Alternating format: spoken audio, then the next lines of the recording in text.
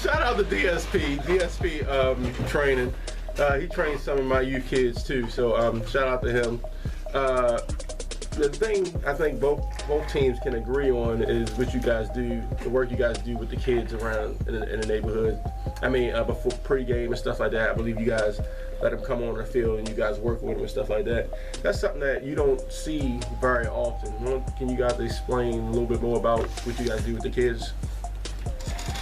Like, just on the field experience, when the kids get to meet us, they get to talk with us, have a photo session, autograph, talk one-on-one. Stuff that you don't get to do and like that you see in the NFL or the CFL, they only get to see them from the stands.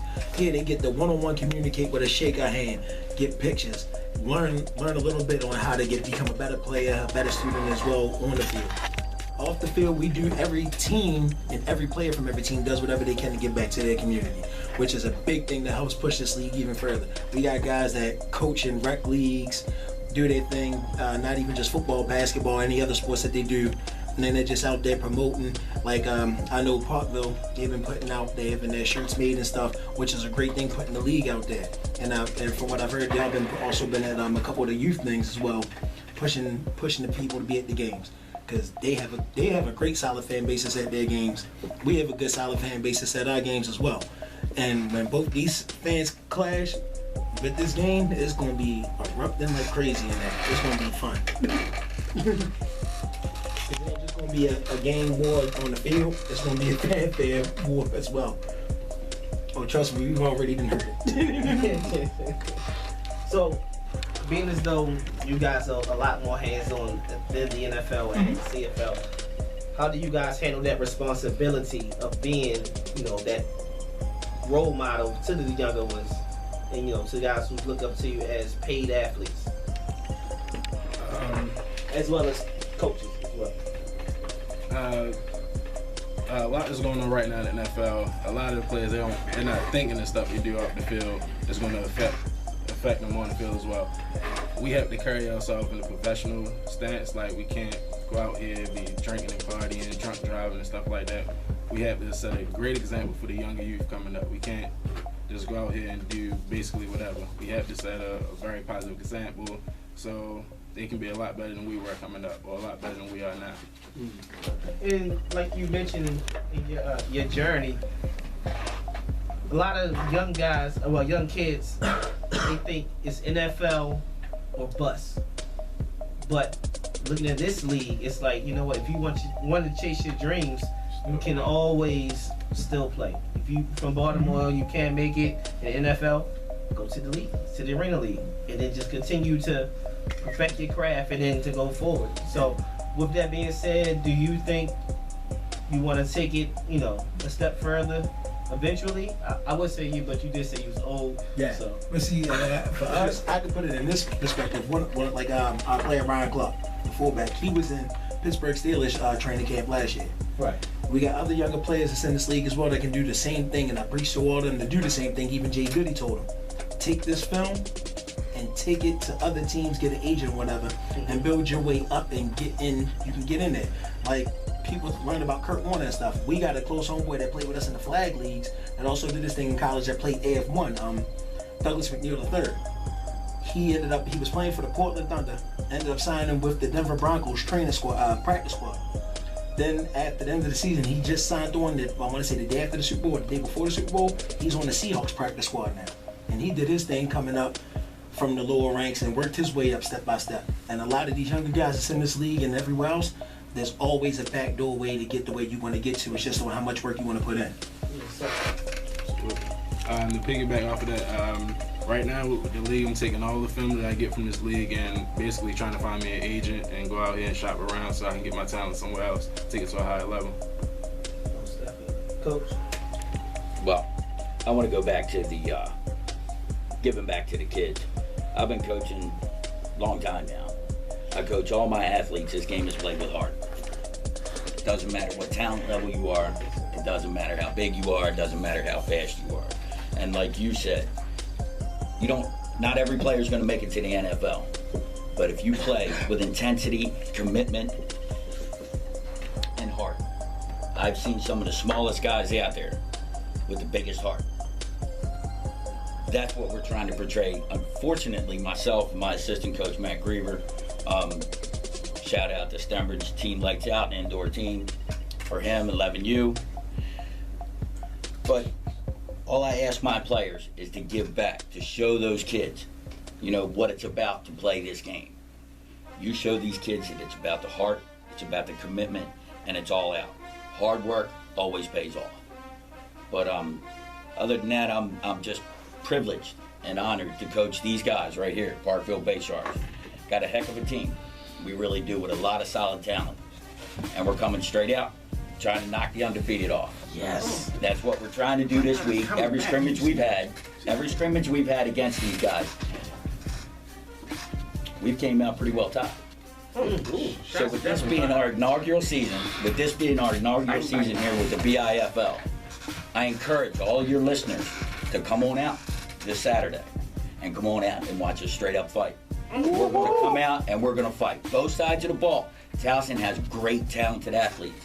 But I must say, for my guys, Parkville Baysharks, like Isaiah said, we're out for blood.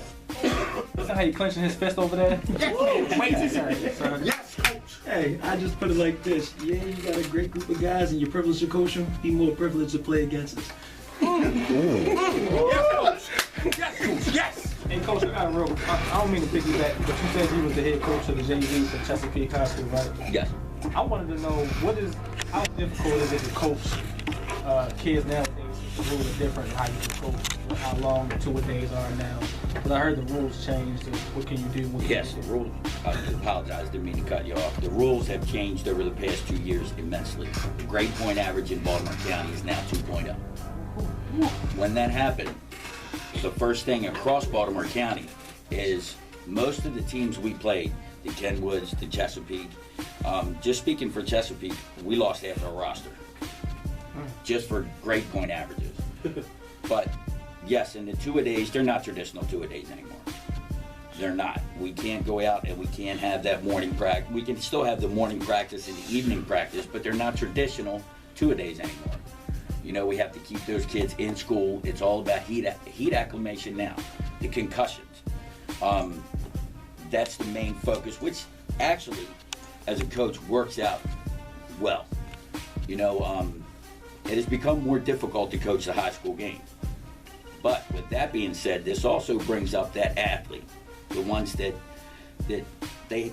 guys that want to play football have to really put an effort forth in the classroom. If they don't put that effort forth in the classroom, they won't play. So that's where we as coaches, we track them every week. They have to turn in grade sheets to us. And they're failing in the classroom, we handle that. We put them we do a study hall every week, twice a week as a matter of fact, to keep these kids playing. And the ones that are interested that may not have the grades for last year's game will strive hard to make that team to play for us next year. But other than that, you know, the game is pretty much the same. It's just hard. Over the past 2 years, we've had a rebuilding period at Chesapeake. We have a brand new varsity head coach, Coach Hunter, very solid coach. They promoted me. I was a varsity defensive coordinator 2 years, and they promoted me to JV. We're going to put together a solid program this year, and we're coming out there as well. We got a good group of freshmen coming in, sophomore. Our juniors and seniors are solid. So we're coming out for that record as well this year. Yeah, hopefully we can get some interviews with your players and, you know, a couple of videos at the games too. Absolutely. That's good. How long have you been in the Chesapeake organization in general, not just as a JV coach? This would be my 6th year. 6 years. No, Okay, yeah, that's before. Yeah. yeah, all right, man. That was quick. We didn't even do that, man, for me. So, any final words on both sides?